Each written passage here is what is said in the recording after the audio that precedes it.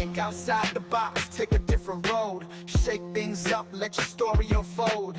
Unconventional playbook, break the mold. Let your heart guide you, let your tale be told. Unconventional, exceptional, writing our own rules, feeling sensational. Unconventional, exceptional, embracing who we are, feeling invisible.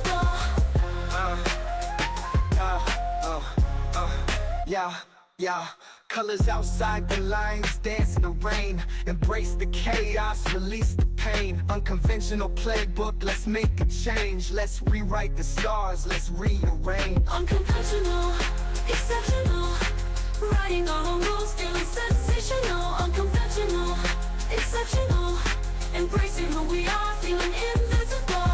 Be bold, be brave, stand tall. Embrace the journey, rise after the fall. Unconventional playbook, we have it all. Let's break free, let's stand up tall. Powered by Riverside FM. Welcome, UP Nation, to another edition of Unconventional Playbook, coming at you with a little bit of Minnesota Vikings, Philadelphia Eagles last preseason game preview. Lots of different storylines, lots of different things to talk about when it comes to that last preseason game. Should be an interesting game. Don't expect any of the starters to play a whole lot this game, if any. This is about guys that are on the bubble. This is about guys that are trying to make the roster. So it should be still an entertaining game for Minnesota Viking fans that are into some of the UDF guys to see who will make it. Some of the guys that are lower on the depth chart, see if they can find a spot on this roster. But first, hit that like and subscribe button. Let's keep this station growing. Appreciate all the love. Some really, really good news for not only Minnesota Viking fans, but Minnesota fans in general. Minnesota Vikings announced that they're bringing home arguably the GOAT of the Minnesota Golden Gophers backfield. It should be an excellent signing for the Minnesota Vikings.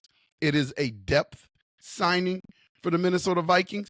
I mean, you never can tell at the running back position.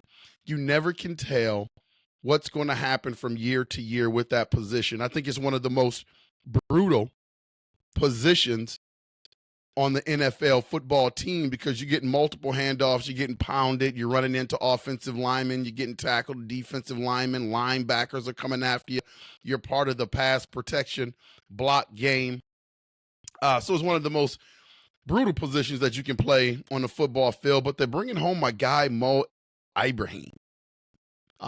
Really, really excited to have him. Some stats from him. He surpassed 1,000 yards in 3 separate seasons for the Minnesota Golden Gophers football team. Had a total of over 4,000 yards running with the Gophers. I mean, just had some really, really good years, catapulted the Minnesota Golden Gophers to some pretty good seasons, probably as good as seasons as the Minnesota Golden Gophers could have. Big part of their offense, a guy that could just tote the rock. So it's going to be interesting to see what his place will be with the Minnesota Vikings, where he's going to be on that 53-man roster, how he's utilized. So I'm really, really excited for Mo, and I think Minnesota fans in general should be excited to have him back. Man, lots of things to talk about. Like, who are we watching today in this last preseason game? They've revamped, the preseason so much. It used to be 4 preseason games. Now it's 3. And so now after this third game, they essentially have about 2 weeks to get ready for the season. So for an entertainment standpoint and for Viking fans, man, that 2 weeks is a long 2 weeks. Usually we had that 1 week to wait when we had those 4 preseason games. But who are we watching today? Who are we watching? Like, what are the storylines? Who do you want to see? So I've been listening to a lot of people trying to tabulate as much information that I can to see what are important spots, what do fans want to see, who do fans want to see one of the big things that jumps off the table for me is the undrafted free agents. I think, with all the criticism that Kwesi gets in terms of his draft pick sometimes, I think where he has really excelled is in the undrafted free agent market. I mean, he finds, our scouting department finds guys that are absolutely fantastic. I mean, we got Dwight McGlothern, who is a fantastic pickup for us. There's a guy that has an opportunity to possibly make this team, and in most circles, everybody's got him penciled in. I mean, he's a guy tremendous in training camp, has made a name for himself in training camp. I think that he's got a really, really good shot to make this team. Malik Knowles, Bo Richter, Tristan Jackson, amongst the others. I mean, when you start looking at some of those names, it's like, how are these guys going undrafted, and how did Kwesi get them to come to be a part of the Minnesota Vikings training camp? I mean, he has identified a plethora of undrafted free agents over the last few years that he's been here. Ivan Pace Jr., I thought it was remarkable to see him on the sideline for the last preseason game, eating sunflower seeds, no pads, and he was an undrafted free agent last year. Home run, Kwesi. Like, that's absolutely fantastic. And so they're continuing to go to the well when it comes to these undrafted free agents. For me, I want to see some of these guys getting here and play their last preseason game to see what they can do. They've been excellent so far. And after this game is over, it's going to be really intriguing to see how this plays out. Great storylines, man. I'm just, when it comes, I'm just blown away by the undrafted free agents that we've been able to bring in. I don't follow every team in the NFL, but I would be curious to see what other teams are doing in that market. Is this something that the Vikings have targeted and that they excel in when it comes to undrafted free agents? Man, it's been absolutely fantastic. Jared Hall and Matt Corral. That's going to be intriguing to watch. These two are going to play the majority of the game. It's already been announced that Jared Hall is going to be starting the game. How much he'll play, we don't know. Will it just be a half, and then the second half will be Matt Corral? Or will Jared Hall get some reps in the third quarter just to see what it would be like for him coming out of halftime? I don't know. I don't know what that's going to look like. But there is a quarterback battle for that third spot. And me personally, I'm dealing with Jared Hall. Why would you bring in a Matt Corral who, really doesn't know the system as well as Jared Hall? Jared Hall's been in this offense for now 2 years, knows the system, knows the coaches, has played well at times, has played well at other times. I just don't see what a guy like Matt Corral brings to the table in terms of having a short week last week, got put in a tough situation, and now you're going to make a determination who you want as your 3 in one game. I just don't think Matt Corral will be able to show enough. And I just don't see Kwesi and KOC making that move unless something out there makes them make that move. If someone is willing to give up some assets for a young upstart like Jared Hall, where we can recuperate some of the draft picks that we lost, I would entertain that. But in terms of straight up, who's the better quarterback, who would be better for the Minnesota Vikings, I'm rolling with Jared Hall, man. I don't think that Matt Corral gives you enough benefit for you to go that direction. Again, unless there are some outside circumstances that we don't know about right now in terms of teams that are intrigued by Jared Hall and may want to give up some assets. So now you're recuperating some of the picks that you lost. I would listen to that. I would listen to that. Man, the second part of this thing is, or things that I just want to watch today is, what about the wide receiver room? The wide receiver room, there's a lot of different directions you can go here. And it's going to be interesting to see what the Minnesota Vikings do in terms of who they keep. Now, here's the wide receiver room right now. Justin Jefferson, Jordan Addison, Jalen Naylor, Brandon Powell, Tristan Jackson. That's 5 right there. And then you got Trent Sherfield, Jashawn Jones, Lucky Jackson. That's 8. Thayer Thomas, Malik Knowles, Justin Hall. Lots of decisions to be made there. Receivers will the Vikings keep. And now, I said this before, this is not about wide receiver rotational depth. This is about special teams play. You got the new kickoff rule. Are some of these guys excelling in that area? Things are just going to be a little bit different. So at times in previous years where, certain depth in the wide receiver rooms weren't a premium, now they have to be, I think, and essentially the running back room as well, just for this new kickoff ruling this year, where the guys have a different alignment.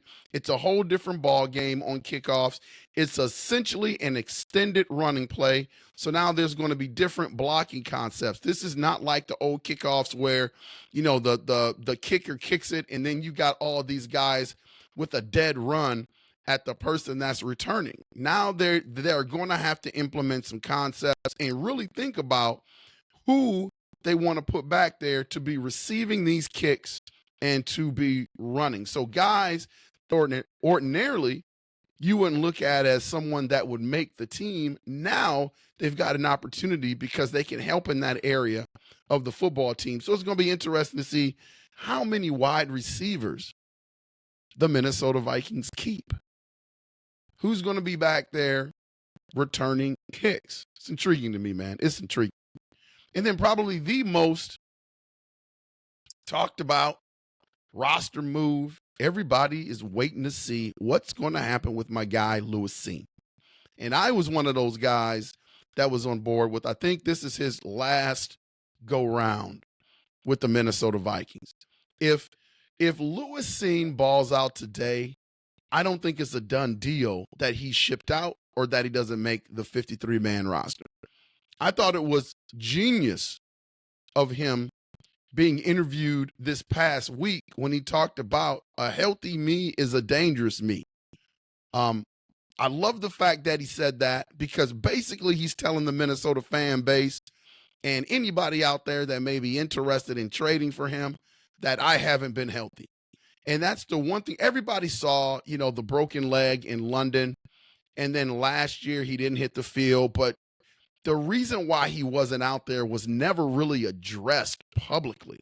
It just wasn't addressed publicly, and everybody just assumed that it was the leg. But then you had some people that assumed that maybe he wasn't a great fit for B-Flow's scheme and he couldn't pick up the playbook and all that stuff. See, when you say nothing, then the embers of rumors start to grow, and nobody really came out and addressed anything, really. And even into this training camp, he wasn't really practicing early. So everybody was like, well, what's up with Lewis Cine? Finally gets into the game against the Cleveland Browns, gets some run, plays well. And the first time a microphone is really put in front of his face in terms of how he played, the first thing that he says really is that a healthy me is a dangerous me, sending the message that I haven't been healthy.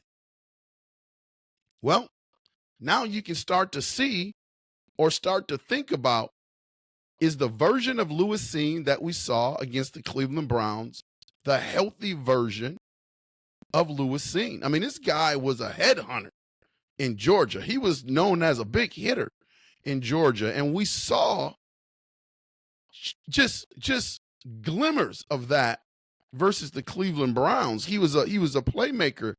And then you could argue that when he was a rookie with the Minnesota Vikings, there was times where he was shining in practice and training camps.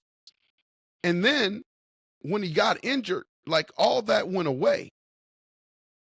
So there could be an element to a statement And if Lewis Cine comes out and balls today against the Philadelphia Eagles, I don't know if him not making this 53-man roster is a done deal. I don't know if trading Lewis Cine is a done deal if he balls out today. Because I've got a feeling that Kwesi is invested in this.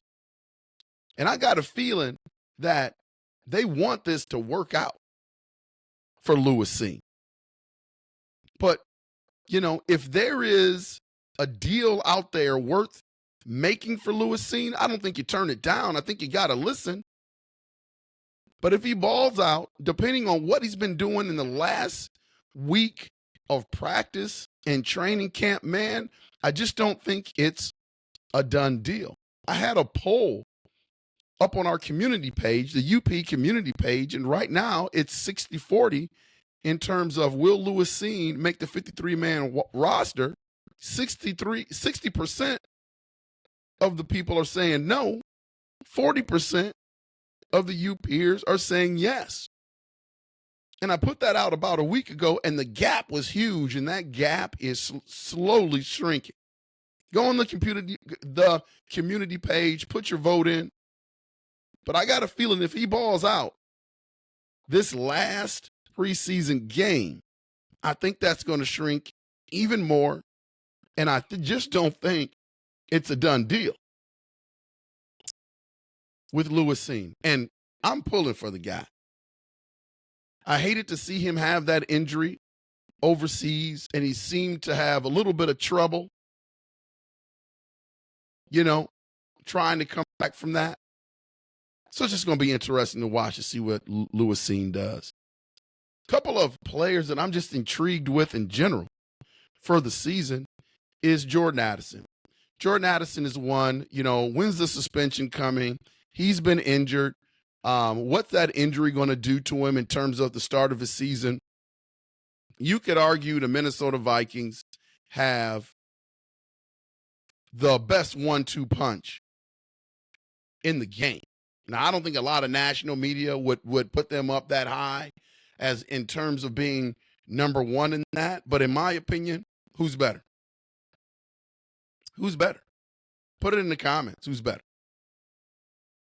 I think they have the best 1-2 punch in the league. They just got to get the quarterback right. So it's going to be interesting to see how Jordan Addison comes back in terms of the start of his season.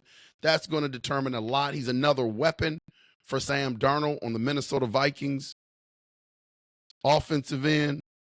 So it's going to be interesting, man, to see how it goes for my man Jordan Addison. Ivan Pace Jr., everybody says he's a stud. I totally agree with that. I think the man is a steal. He's a gem. He's a find. Great job, Kwesi.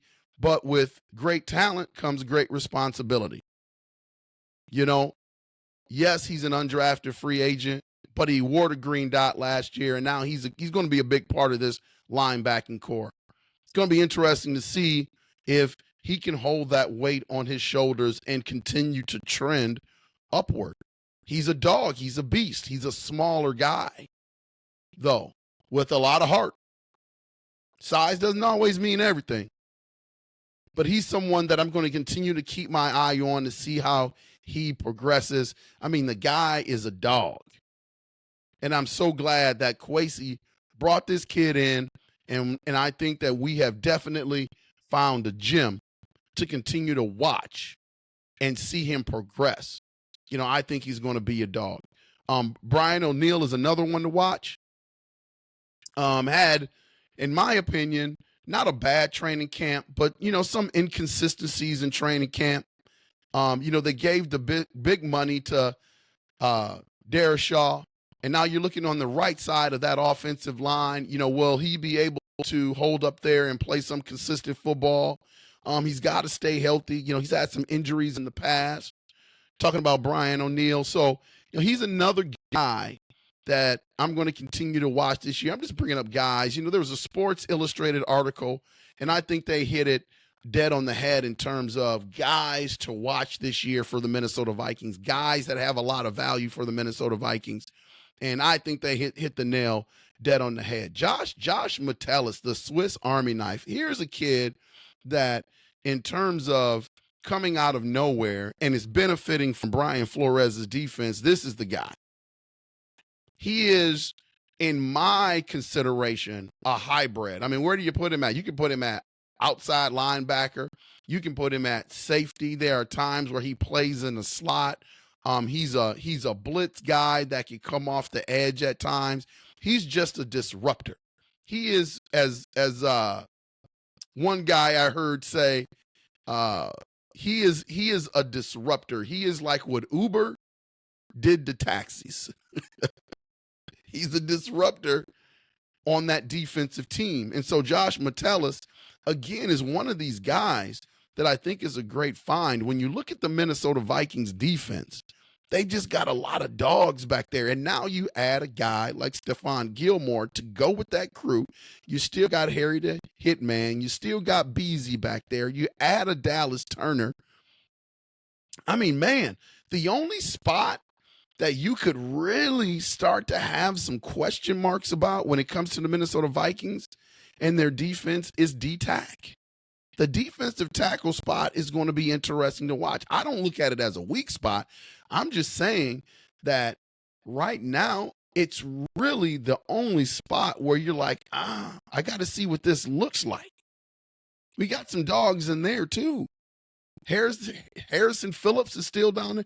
So, I mean, it's not a weakness for a Viking, but it's just one of those areas where you just want to watch to see what that defensive line is going to look like.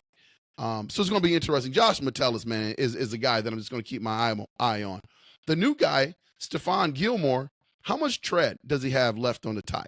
Like, I don't think the Minnesota Vikings are expecting him to be the 2019 Stephon Gilmore, but I think they're expecting him to come in and lead that cornerback room and be the stalwart on the defense in terms of the cornerback position.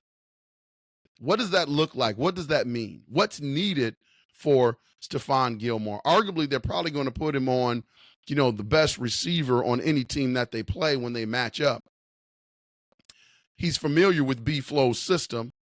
So I think in terms of picking him up, I think the Vikings hit a home run with that because he fits seamlessly with what the Vikings do on the defensive end. It's going to be interesting to see. Everyone knows that Stephon Gilmore is not the defensive player of the year that he once was, but what is he? What is he? What is he going to bring to the table this year? Jonathan Grenard from the Houston Texans. It's going to be interesting. This guy, I think, is definitely an upgrade for the Vikings. I think you are going to see his abilities enhanced with the Minnesota Vikings. I'm telling you, man, I know I've been spitting this B-Flow thing and giving B-Flow a lot of credit, but I'm telling you, man, when it comes to this defensive stuff, B-Flow is a mad scientist. And whatever he touches on the defensive end turns to gold. And I know everybody said, well, they got exposed at the end of the year last year. They were great the majority of the year, but towards the end of the year, they fell off. Well, number one, they had injuries. And number two, they were on the field a lot because the offense just couldn't move the ball. You cannot, I don't care who the defensive coordinator is. I don't care how good your defense is. You cannot have a defense on the field blitzing like B-Flow does 53% of the time and have them not get fatigued. It doesn't work. It doesn't work. It doesn't work. You could take the Ravens defense, the 85 Bears defense. You could take all the great defenses that have played in the NFL, and if you have those guys on the field as much as the Minnesota Vikings team and their defense was on the field last year, your defense is going to fail. These guys need rest. And the Vikings offense was not moving the ball, if you remember, towards the end of the year last year. Their passing game struggled because they were on their fourth quarterback for the year. Their running game struggled, so they just couldn't sustain drives. And it was 1, 2, 3 out, 1, 2, 3 out, 1, 2, 3 out. How much stamina do you think these guys have to be able to play like they play and put in that amount of time?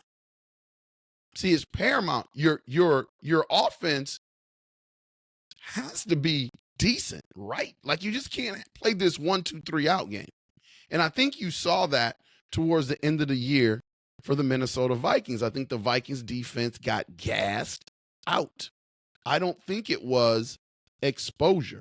How do you expose a Brian Flores defense? Because everything, if you're the quarterback, for you guys that aren't familiar, watch the all 22 of the Minnesota Vikings defense sometimes. Like everything looks similar. Everything looks the same. Yes, they have different packages, but for the most part, you just don't know who's coming and where they're coming. And so you got to figure that out quick and make the right decision if you're the quarterback for the opposing team. So I don't think it was a situation where the Minnesota Vikings got exposed. I think they got tired. Gary Bradbury is another one that I'm going to look at. The Minnesota Vikings center position.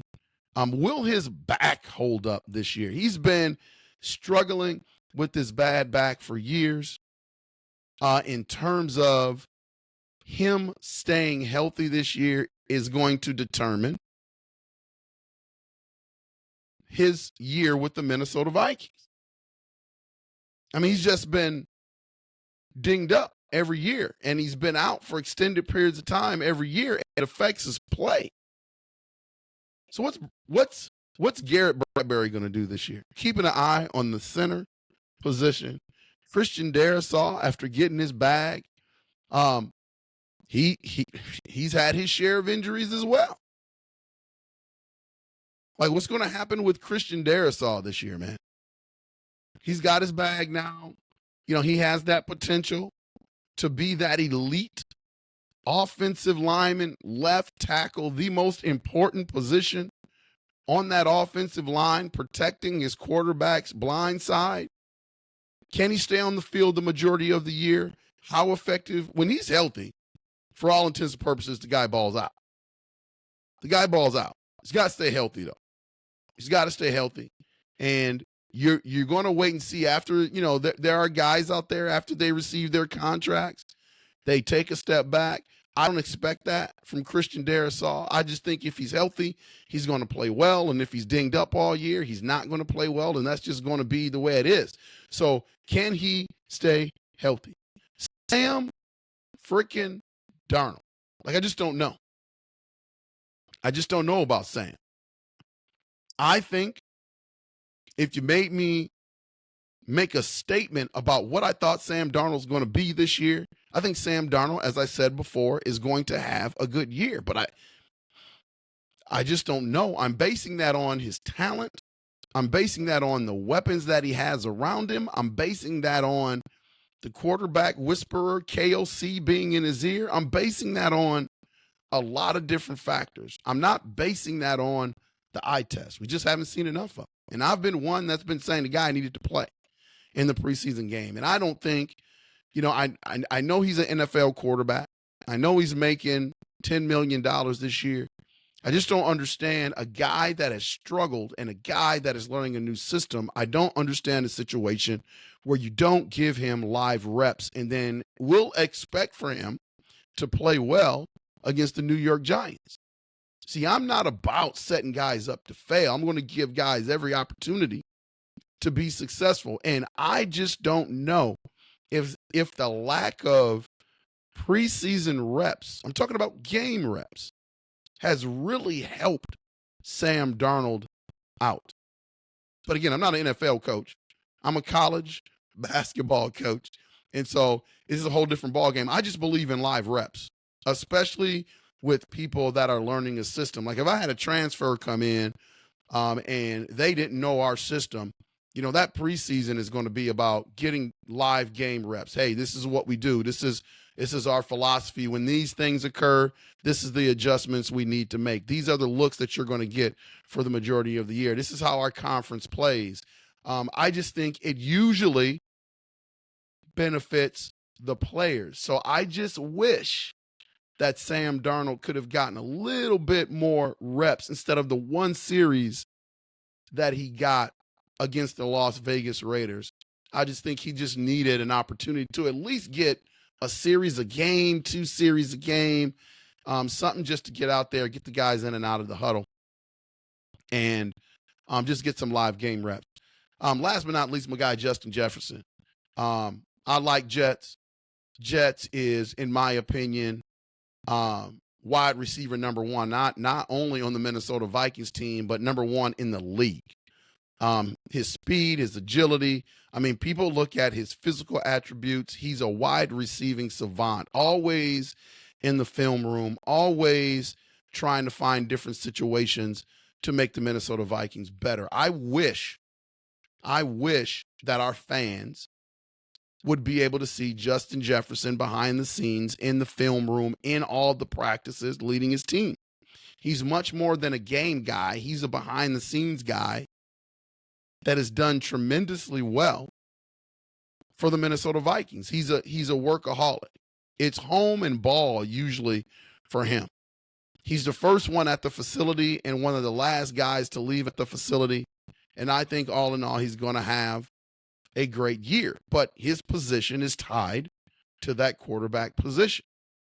So I think how well Sam Darnold can play directly impacts Justin Jefferson. Justin has come out and said several times one of his goals is to be able to receive for 2,000 yards in a season. And I think he has the ability to do that. But you got to have the quarterback. You got to have a quarterback. And you could argue that, and it will be a good argument, that the Vikings, in terms of quarterback talent, has taken a step back in jettisoning Kirk Cousins for Sam Darnold. Now, that remains to be seen. And you've heard me. I've been on board. I wouldn't have brought Kirk Cousins back for the price tag that he wanted. And in terms of the investment that he wanted, I was ready to turn the page and move on. And this is about turning the page. I think it's safe to say that we found our franchise quarterback, but he's not going to be able to play this year in terms of J.J. McCarthy. So this is one of the byproducts of moving a Kirk Cousins. You've got some question marks at the quarterback position, albeit a year.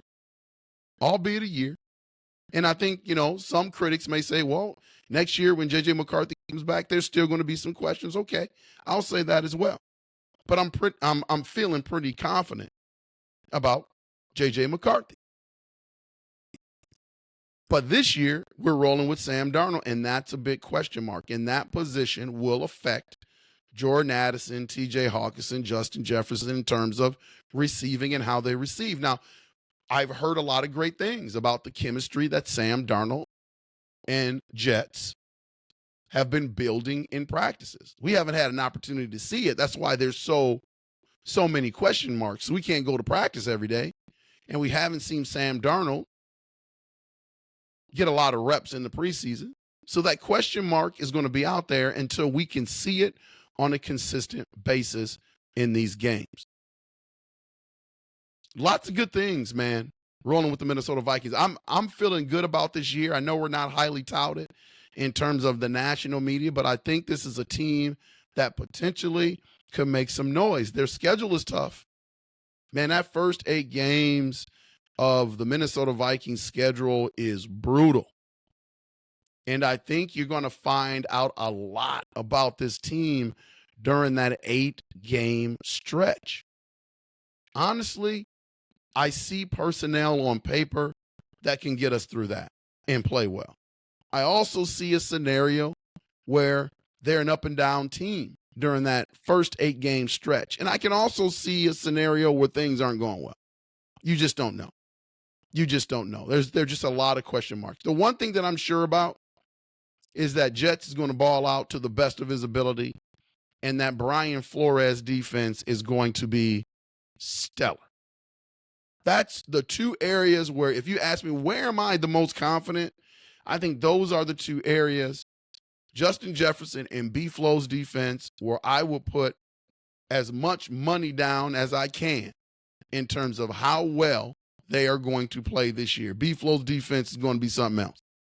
It's going to be something else. And Justin Jefferson, he's the most consistent player on that offensive end. Last but not least, I should also throw my guy Aaron Jones in there. It's going to be crazy seeing him in purple and what he can add in terms of being so versatile and dynamic for the Minnesota Vikings offense, man. He's gonna enhance our running game. I think he's gonna take a lot of pressure off of Sam Darnold. Again, we haven't seen it because he hasn't played in the preseason, so we just don't know yet. But after this preseason game today with the Philadelphia Eagles, man, I can't wait for that first game against the Giants. You know, I've seen enough of the preseason. I want some questions answered. I want to give it the eye test. I want to see Sam Darnold, you know. So that game against the Giants is going to be a lot of interest from the media. There's going to be a lot of interest from Minnesota Viking fans and my UP Nation out there. Hit that like and subscribe button. We're doing great things here on Unconventional Playbook. Patrick Buchanan and myself will be doing a post-game show live Sunday at 8 p.m. So if UP Nation, if you can join us, that would be fantastic. We're going to be engaging with the fans, answering a lot of questions that you are going to be asking. So the more of UP Nation that we can have on that show, the better for us. It's going to be absolutely a fantastic lit show. Can't wait to do it with my guy, Patrick Buchanan. This has been Unconventional Playbook. You peers, enjoy that game today. It's going to be a really, really good game. Last preseason game for the Minnesota Vikings. And this game will definitely help them make the decisions that they need to make going into the season. It's going to be interesting to see how it turns out. Unconventional Playbook. We'll see you when we see you. Latre, take us home.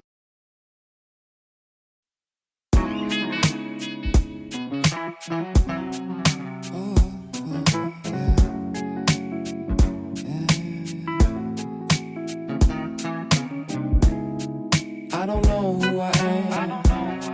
Can I say I'm a man? Am I losing my mind? Am I wasting my time? Do I know who I am? I don't know who I am. Can I say I'm the man?